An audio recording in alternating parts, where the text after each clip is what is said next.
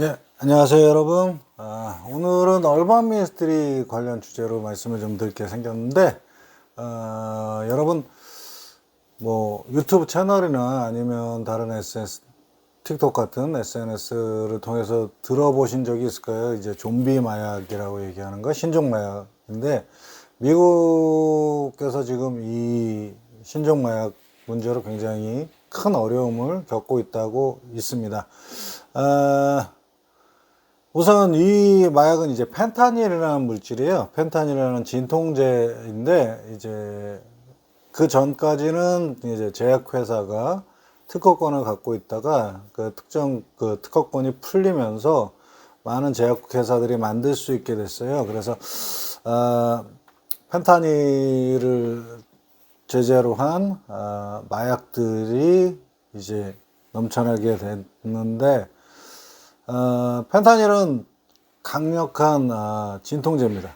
그 진통 효과가 아주 강력해서 뭐 말기암 환자들에게 처방을 한다고 하는데 문제는 이게 합성이기 때문에 굉장히 새로운 신종으로 이제 합성하기가 쉽다는 점이 있고 그리고 단순하게 합성하는 것뿐만이 아니라 다른 환경 물질과 함께 융합하거나 섞기가 아주 용이하다라는 거예요. 그래서 합성 물질이기 때문에 그 원료가 생각보다 뭐 이것저것 해서 정해진 특정한 원료로 합성하는 것이 아니라 다른 화학 물질을 가지고도 합성을 할 수 있는 그런 형태가 됩니다. 근데 굉장히 좀 위험해요. 굉장히 극히 작은 양으로도 사람이 생명을 잃을 수 있는 그런 물질이 되겠습니다. 근데 이제 미국에서는 이것이 이제 아편이나 그러니까 헤로인 같은 거, 아니면 다른 마약과 합성이 돼서 쓰게 되는데 그러다 보니까는 이제 강력한 진통 효과를 내는 반면에 또 강력한 그 중독성이 있습니다. 중독성이 굉장히 심해서 단순하게 뭐 진통제 처방을 받았던 사람이 계속해서 그것을 상습적으로 복용을 하다가 중독에 이르는 경우가 많고 그러니까는 뭐 대상을 가리지 않죠. 뭐 어린 학생들일지라도 그 진통제를 잘못 복용하게 되면 중독성에 중독이 돼서 마약 중독자로 전락하는 경우가 많이 생깁니다. 그래서 그러면 한국은 안전한가 하면 한국도 사실은 안전한 게 아니죠. 왜냐하면 이 펜타닐이 한국 안에서도 이제 진통제로 처방이 되고 있는 것으로 알고 있습니다.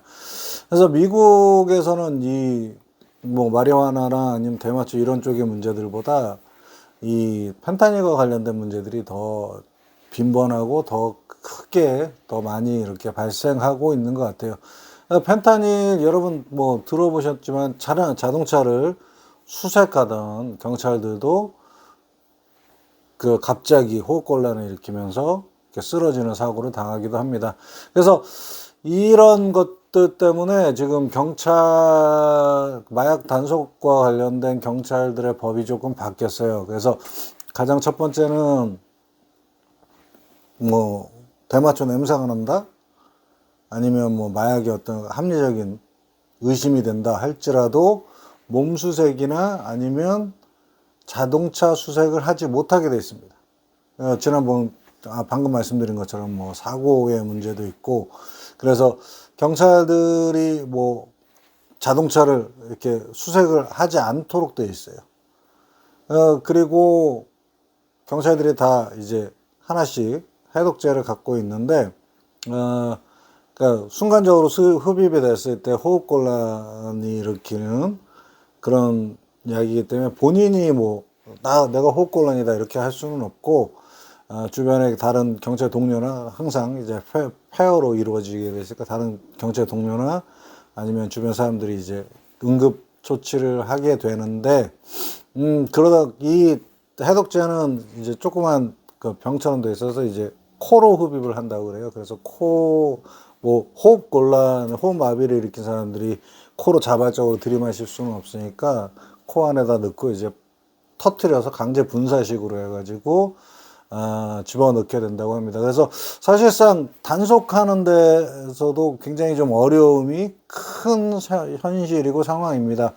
그래서 제가 볼 때는 지금 한국이 사실은 뭐라 그럴까, 위험성은 조금 더 클 수 있거든요. 왜냐하면 미국에서는 여러분 아시겠지만 의료보험이나 이런 것들이 잘 돼 있지 않기 때문에 진통제로서 펜타닐을 처방받기가 쉽지 않아요. 그래서 사실은 이게 뭐 다른 면도 뭐 부정적인 면 아니면 긍정적인 면이라고 뭐 할 수 있는 그런 적은 아닌데, 처방전을 받고 의사를 만나고 처방전을 받는데 비용이 상당히 많이 들어가기 때문에 중독이 될 가능성이 적다라고 생각하기도 쉽겠지만, 일단 한번 중독이 되면 자신의 모든 재산을 다 탕진해서라도 쓸 수밖에 없고 거래에 나앉게 되고, 그렇게 되면 이제 돈이 떨어지면 그거보다는 더 값싼 그런 약을 찾게 되겠죠. 그러면 이제 펜타닐 처방전이 아니라 그 마약 조직이나 카르텔이 유통하는 자기들이 합성한 펜타닐에 이제 뭐 헤로인이라든가 이런 것들을 섞은 그런 혼합물들을 이제 암거래 같은 형태로 사게 됩니다. 근데 한국은 사실상 병원 의료보험 체계가 더 잘 되어 있기 때문에 병원에 가기가 쉽잖아요. 그러면 어떻게 되겠습니까? 펜타닐을 만약에 한 의사가 뭐 펜타닐의 진통 효과 때문에 이제 펜타닐을 처방을 남용하게 된다. 그렇게 되면 사실상 마약 중독자들을 키워내는 형태가 되고, 그리고 마약의 뭐라 그럴까요? 마약 관리나 이런 것에 큰 구멍이 날 수밖에 없는 그런 구조라고 볼 수 있을 것 같습니다. 그래서 제가 볼 때는 지금 현재 지금 상황에서 미국에서는 사실 손쓰기가 굉장히 힘듭니다. 그래서 그만큼 많이 퍼져 있고, 그리고 뒤에서 유통하는 조직이나 아니면 이제 마약 카르텔 같은 경우도 굉장히 많은데, 한국은 아직까지는 찬스가 있는 것 같아요. 그렇다고 뭐 지금 마약에서 안전하다 이렇게 얘기를 할 수 있는 게 아니어서 지금부터 고삐를 좀 잡아놓고 경계를 해야 되지 않을까 하는 생각이 듭니다. 그래서 가장 큰 경계할 수 있는 가장 좋은 방법은 사실상으로는 이전에는 마약의 원료가 되는 주 원료들을 수입하지 않고 그랬으면 되는데, 지금의 뭐 펜타닐의 원료들은 뭐 다른 의약품을 만드는 원료로도 사용이 되고, 그 다음에 뭐 그런 원료가 아닌 다른 화학물질에서도 합성이 될 수 있기 때문에 원료 수입이나 원료 관리를 제한하는 것으로는 막을 수 없을 것 같고요. 대신에 이제 뭐랄까, 처방이나 남용, 오용에 대한 어떤 규제를 좀 강력하게 해야 된다라는 것 같아요.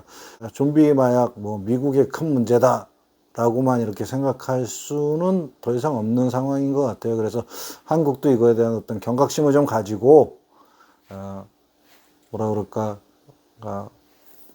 사실상 만약에 암 환자나 이렇게 큰 수술을 받고 극심한 고통을 호소하는 환자들한테는 굉장히 뭐라 그럴까요, 버텨낼 수 있는 그런 진통제로서의 어떤 가치를 생각 안 할 수 없는 부분이기 때문에 올바르게 사용할 수 있는, 적정량을 올바르게 사용할 수 있는 그런 방법이나 의식 자체, 그리고 사회적인 분위기가 하루빨리 조성이 돼야 펜타닐로 인한 어떤 펜타닐 합성 마약으로 인한 그런 문제들, 사회적 문제들을 막을 수 있지 않을까 하는 생각입니다. 예, 그래서 오늘은 미국 사회에서 일어나는 그 신종 마약, 좀비 마약 사건과 관련돼서 경찰 단속의 변화, 그리고 지금의 한국이 이런 문제들을 해결하기 위해서, 아니면 이 문제들을 피해가기 위해서 지금부터 조금 경각심을 가지고 지금부터 노력을 좀 해야 된다라는 말씀을 드렸습니다. 예, 이상으로 오늘 방송을 마치도록 하겠습니다. 감사합니다.